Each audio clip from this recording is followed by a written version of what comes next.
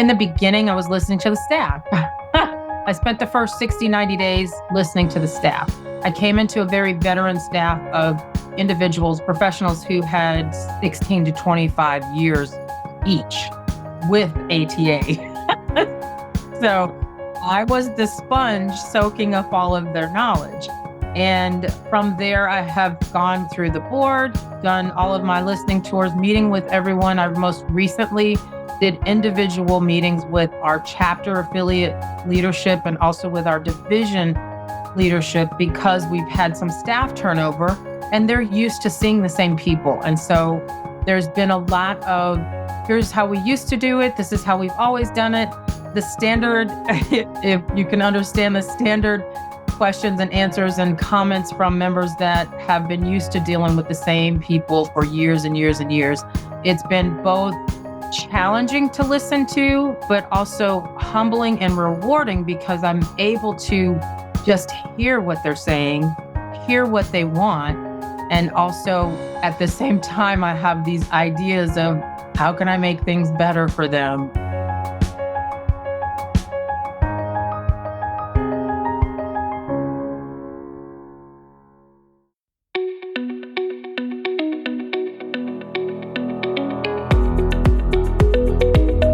This is Associations Thrive, the podcast celebrating successful associations and their leaders. I'm your host, Joanna Pineda, CEO and Chief Troublemaker at Matrix Group International. Listen in as top association executives tell all, revealing the creative and innovative ways they're increasing membership, generating revenue, nurturing engagement, and reimagining their organizations. By the way, if you've launched a new initiative, created new member services, or updated your governance structure and are seeing great results, I want to hear your story, and so do my listeners.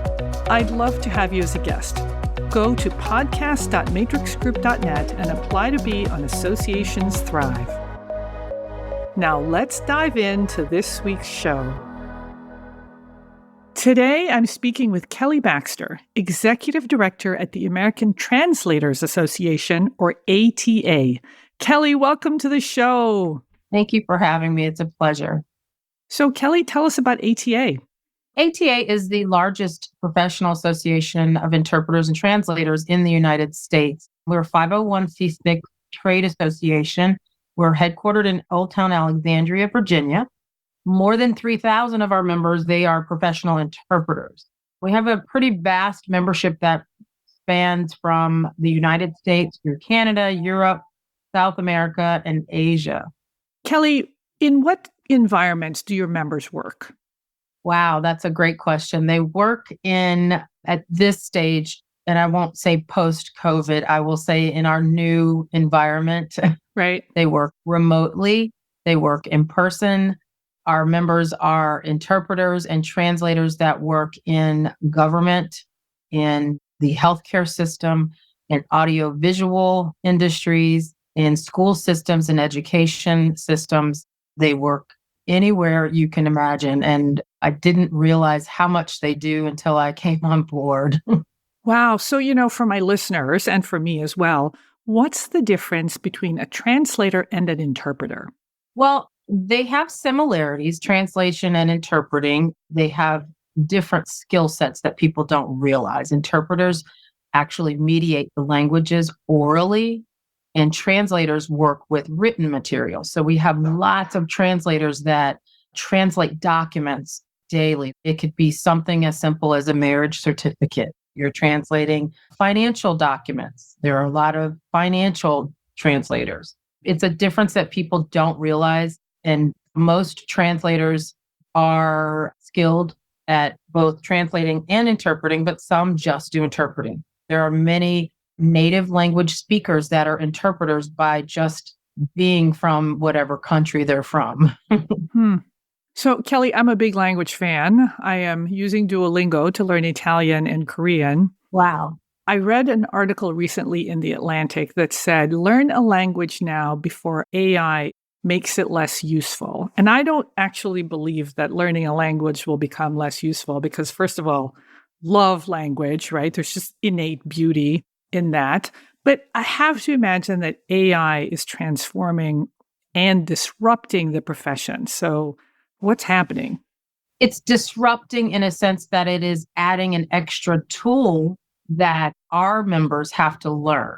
Ah, So it's not disrupting technically in a bad way. I think our members are split down the middle. Some think this is the worst thing since bringing on electronic systems at the airport where you can check yourself in automatically and you don't have to see a person. hmm, And then there are others that are using this and seeing this as a way to enhance their own businesses and gain more business from this. hmm. It's transforming in a way for our industry, and we call it the T&I industry, which stands for translating and interpreting.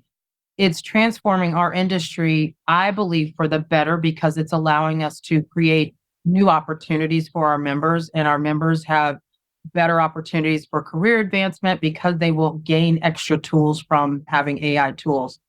It's interesting you say that. My company is working on a large redesign for a global organization.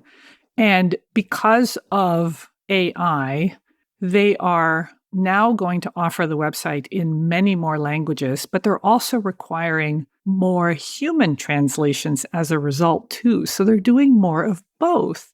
That is correct. We participated in a Supreme Court case in the state of New Jersey, and it is about remote and in-person translating and interpreting versus a virtual situation. And so far, we're waiting for an answer, but we believe that being in person is what's best. And in such instances like that, you have someone that is a defendant, for example, who needs a translator.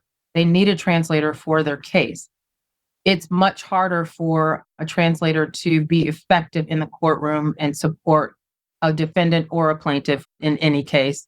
It's much more effective for them to be in person than to be virtual because anything can be construed in the wrong way. And then the result goes in a different way for either side. Right, right. Man, and so much happens in those courtrooms. Right. So many subtleties of the law and the language. Correct. Wow. Well, Kelli, you are doing a whole lot that I want to get into. But before we do that, let's talk about your journey. So how did you get to become executive director of ATA? I actually was attending the ASAE annual meeting last year in 2022 and had been interested in the position, had done a couple of interviews and conducted my final interview, believe it or not, while I was at ASAE. Oh, Went to my room, did a virtual final interview. And really, from the beginning of seeing the position listed, I thought, wow, this seems like a really unique opportunity. I thought, I speak Spanish. I minored in Spanish in college, so I can do this, but it has nothing to do with my language skills. right. But I just thought it would be such a unique opportunity to work with a group of individuals and companies who are their mission in life is to make things better for everyone. And it's not just one-sided. It's anyone that speaks a language. It doesn't matter what language it is, Spanish to English, English to Spanish, French to English, vice versa. So I was really interested in that. I got down to the finalist, and of course, here I was chosen. I started about a month earlier than anticipated.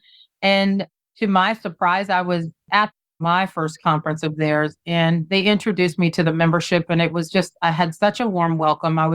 The president of the board said I was their first choice, and they made a great choice. Wow. And so I was so humbled by that. And I'm still very humbled by the support that I get from my board and from the members. My mission this year has been I've told them that I am on a listening tour for this first 12 to 18 months because I need to learn and I want to learn more about what makes ATA tick. So what are you hearing during this listening tour and how are you doing it? In the beginning, I was listening to the staff. I spent the first 60, 90 days listening to the staff. I came into a very veteran staff of individuals, professionals who had 16 to 25 years each with ATA. Wow. So I was the sponge soaking up all of their knowledge. And from there, I have gone through the board, done all of my listening tours, meeting with everyone. I most recently did individual meetings with our chapter affiliate leadership and also with our division leadership because we've had some staff turnover. and they're used to seeing the same people. And so there's been a lot of, here's how we used to do it. This is how we've always done it. The standard, if you can understand the standard questions and answers and comments from members that have been used to dealing with the same people for years and years and years. It's been both challenging to listen to, but also humbling and rewarding because I'm able to just hear what they're saying, hear what they want. And also at the same time, I have these ideas of how can I make things better for them? I'm getting so much support, so much information. I have not had one person that said, I'm not going to help you. Everyone has said, here's the information that I've had this whole time. I'm going to share this with you. Here's all the instructions. It may not have been documented before, but I'm going to give you all the information that I have. I'm here for you. My team is here for you. So I can't say enough about the members and how nice they've been and how welcoming they've been and very helpful this last 10 months. Well, what a wonderful environment to find yourself in. So let's turn to ATA. You talked about the disruption that AI, or maybe the transformation that AI is really affecting in your profession. So you recently held a virtual conference back in May, and it was called Translating and Interpreting the Future. It was all about AI. So tell us about that. So first of all, the content and the delivery method. Yes, that was a test, actually. That was a beta test. First true virtual conference that wasn't forced upon them by COVID. Oh. They had such a huge response from what I was told. They had a huge response from what happened during COVID and having to flip in person to virtual experiences. And with AI just kind of sneaking in there as we start coming back into in-person events, they decided, let's try this and see how we can turn this into a positive for our industry. So we decided to hold it in the spring, hold it as an all-day, a one-day event where we would have a town hall at the end and everyone could ask questions, but we would bring in experts within the industry that could talk about AI and talk about the myths, talk about how it's going to enhance the business, talk about the challenges people may face and how to tackle those challenges. And so I believe that it was, I don't know, we said, let's just see if we can get 100 people to do this. Yeah. We had more than 500 people online. Oh my God. On a Saturday. It was amazing. Wow. We had some of the best industry speakers on the topics that we could find, and they're very popular within the industry. And I was very surprised. I was very glad to see such a great turnout.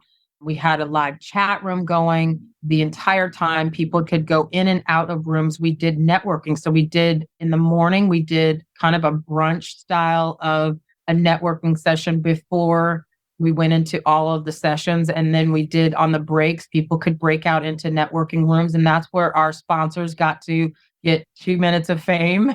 And they sponsored these networking breakouts. And at the end, we had a big town hall where everyone could literally come in and ask questions of all of the committee members and the speakers that were able to stay around at the end.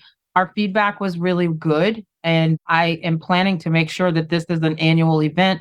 It's allowing us to adjust some of what we do for programming for our in-person conference. It's giving us a way to offer another program and more professional development, more education in a way that those that can't attend in person for 3 or 4 days at a time, 5 days, which our conference runs, they can do a one day and still get the CEUs that they need and still get the credit and still get the education, still network and still find out more about the industry.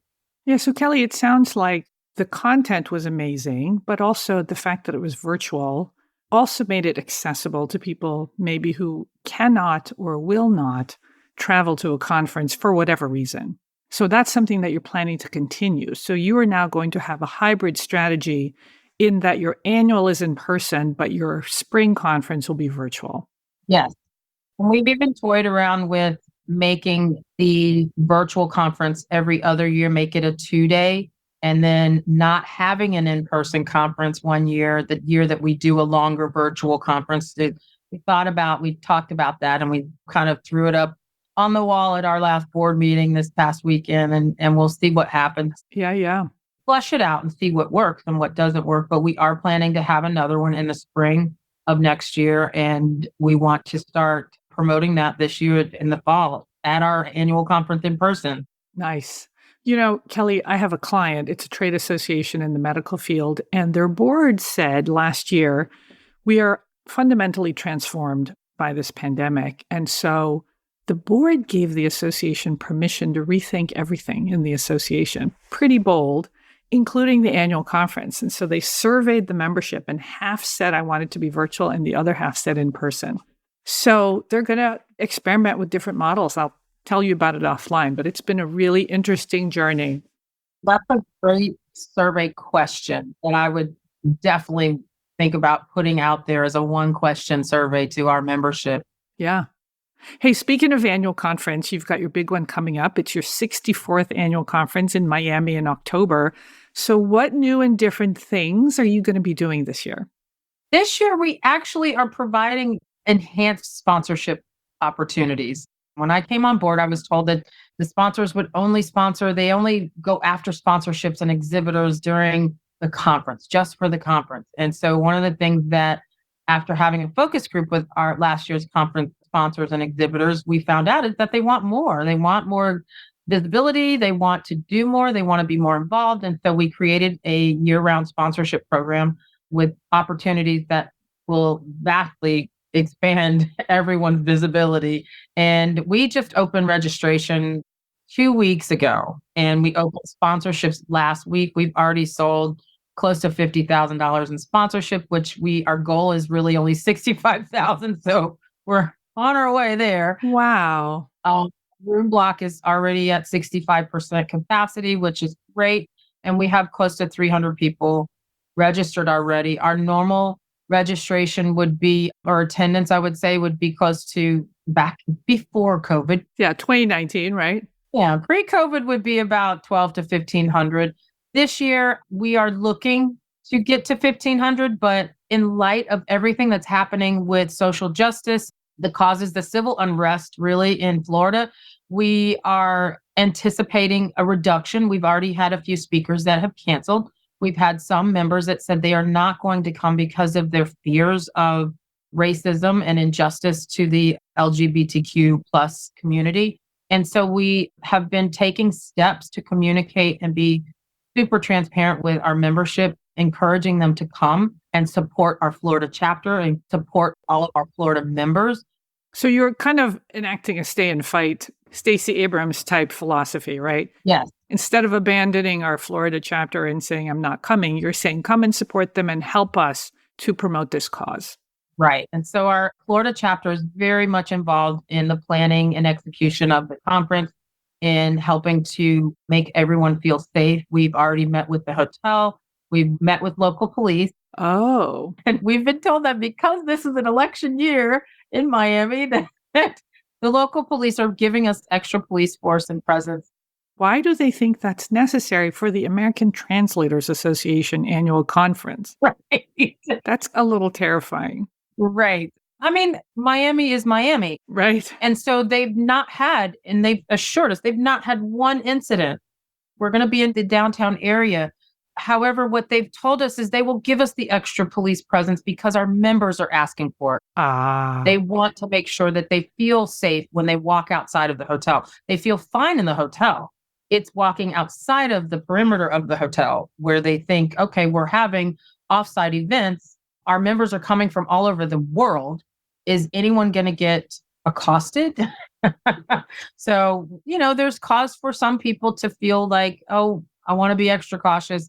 And we're making sure that the hotel's taking steps. We are taking steps with local police. We are actually engaging a nonprofit organization to help us with some campaigning to raise funds for some of the local social injustices and also help raise funds for our own foundation. So those are some of the things that I think are going to enhance the conference. And it's been quite pleasing to see that in 2 weeks, our registration has done very, very well. And we're ahead of where we were last year, even with these so-called issues that are happening in Florida. So we're really excited about it. We are gearing up for a very successful conference. We have, of course, our board elections. We have a few people coming off the board, some coming on the board. So we have a lot going on this year. We'll move forward from there. I mean, Miami was slated for 2020 and they had to push it because of the pandemic. They pushed it until this year. So we've been waiting to come back here. The conference has been done in Miami for ATA 2 or 3 times in prior years and at the same hotel. So it's not a new area for them. And I think we'll have a lot of presence, a lot of our industry presence there. Wow. Well, let's turn to something different. So you've got a certification program. It's very well regarded. The website says that fewer than 20% of the people who sit for the exam actually pass. So why is this important? This certification program is very important for the T&I industry because there are industries that only accept certified translators and interpreters. There are court systems federally and locally that will only accept certified translators and interpreters. So it's a unique gift that we have opportunity that we have for our members because this is a member, you have to be a member to sit for our exam. Although you can purchase our practice exams as a non-member and it'll prepare you for the exam. And I would say probably 80% of the people that purchase a practice exam end up joining so that they can sit for the exam because they see the value in the education. We have preparation courses that prepare you for the exam. And it's a manual exam. You could take it online, but it's manually graded. It has to be. Yeah. And so we're working on finding a way to electronically grade at some point. I don't know that that will happen, but it's an important certification for those that are in the industry looking to really enhance where they are. If they want that work in federal court systems, then typically you have to be a certified translator or interpreter. And a lot of the school systems now are forcing that upon some of their workers and medical field, the healthcare field also. Kelli, your certification is so highly regarded. And like you said, it's kind of one of the things that allows you to translate for the government, for example. What kind of outreach do you do as an organization so that the San Francisco School District says, if you're certified by the ATA, we'll take you, so that the hospital system in St. Louis takes you? So what kind of outreach is that? That sounds amazing. We have partnerships with lots of other industry-related organizations. We have the Association of Language Companies, ALC, NAGIT, which deals with translators in the court system, the judicial system. We partner with a lot of the other organizations to show them the value of that certification.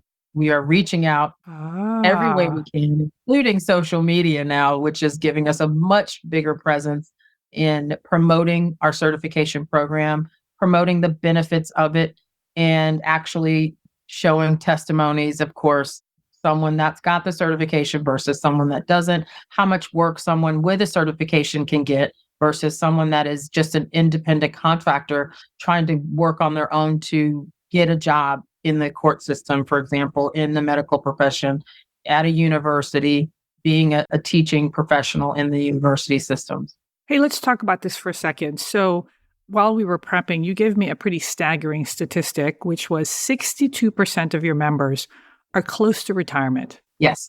This is terrifying. Yes, it is. I mean, your membership's about to fall off a cliff unless you attract young people to the profession. And Kelli, every guest I have on the podcast says they're struggling to find young people to get them into the profession, and workforce development is huge. So what are you doing in this area? Well, we did a survey last year. At the end of the year, apparently ATA had never really asked for demographic information. The membership committee finally said, we have to have this because we need to know who our members are and where they are. Because when they start disappearing, you want to know why. Exactly. So that survey showed us who the membership was. And in that, we decided, okay, how do we reach that younger demographic? We have to dive into the school systems. We have to dive in on the high school, college level and present ourselves there. We have to go to these career fairs. How do we do that?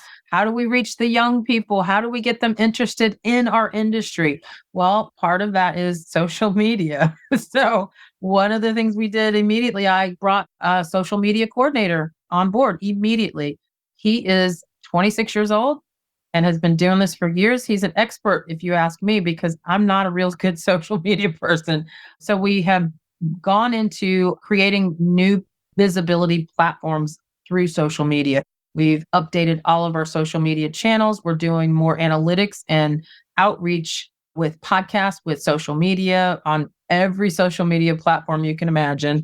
And the result in that has been a really good boost in our analytics. I've seen some of the most impressive numbers for an association. For me, I've seen our numbers go up with engagement, much more engagement online, much more student membership applications coming in, which is great because that's where we are starting to build our future leaders. We start them, we bring them in as students, and we pair them with a mentor. We're going to change that name to probably ATA ambassadors. That's one of the ideas that we have tossed up in the air, and have them walking with someone for the next year. We're creating those ladders of success with our outreach that way. So, Kelli, you're being very intentional with your social media with the goal of really attracting new people to the profession. And it sounds like you're having great success. Amazing. Yes. I think one of the things it's been doing is it's further connecting our members across the world, because what other connections, how do they connect any other way? There's listservs, the old fashioned way, listservs, but having social media and that live presence 24 hours a day has really been able to help us connect our members in a way that I don't think they've done since the pandemic. Wow. Hey, I'm interviewing you for my podcast, and ATA has a podcast of its own. So tell us about the strategy behind it and what's been the success. We actually have several podcasts. Oh, I didn't realize that. I found one. Okay. Well, we have a main podcast, and that is administered through our membership committee, and they pick different topics. We have a Savvy Newcomer podcast, which is for the new members, and they call it Savvy Newcomer because it's for new members. Most of the podcasts are on new things about the industry, new things about your membership you didn't know. We have 22 divisions, and each of the divisions have their own podcasts. So if you're a member of the Spanish language division, there's a Spanish language podcast. Kelli, who is producing all these podcasts? Is the association producing 23 podcasts? The divisions, they produce their own. Oh. We have an editor that helps edit, and our social media coordinator also is experienced in podcast editing and video editing. So he helps now, which is that was just an added plus by hiring him. But the main podcast is produced through our membership department that I created. I created the membership department. They did not have a membership services department at all before I came. And that was one of the first things I did was put a membership services team together where we have a manager, we have 2 coordinators. Wait, hang on. This is a membership association without a membership department? I know. Well, right. Thank God they hired you. So we'll have to put a link in the show notes to the website and the different podcasts. And it sounds like between social media and the podcasts, you are producing amazing content. And that's what's leading to the increased applications and increased visits to the website. Amazing. Yes. Wow. Well, Kelli, I want to thank you for sharing all this amazing stuff. We have to have you back after your conference so that you tell us how Miami went. I'd love to. Absolutely. I'd love to. Kelli, we'll definitely have to have you back because I want to hear about the conference. I want to hear about member recruitment, and I want to hear about your hybrid event strategy. Absolutely. I'm looking forward to it. I'm excited for what is to come since we've had our board meeting and strategy day. So I'm really excited to flush out all of the new ideas that came up during our strategy day and in turn bring those full circle after our conference. And I'm excited. I will look forward to reporting great numbers to you. Excellent.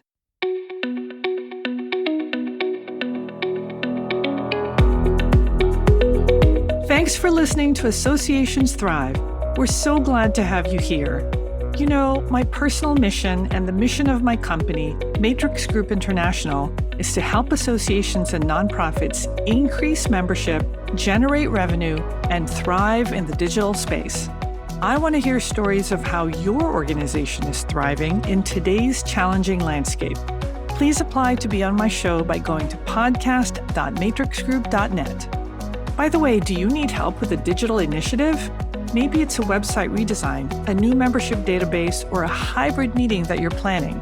I'd love to connect with you.